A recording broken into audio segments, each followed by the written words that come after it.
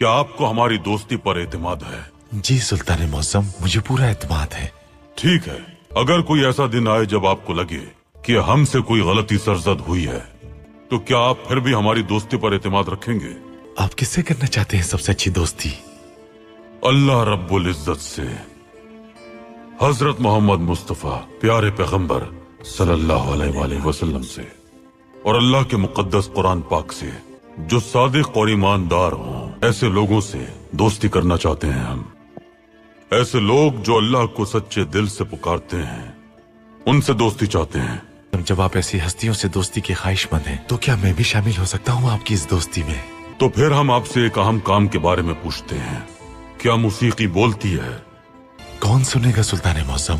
जो राज से वाकिफ हैं वो सुनेंगे इस्माइल हकी साहब। हम मौसीकी में पैगामात छुपाएंगे, किसी के गुमान में भी नहीं होगा, लेकिन समझने वाले समझ जाएंगे।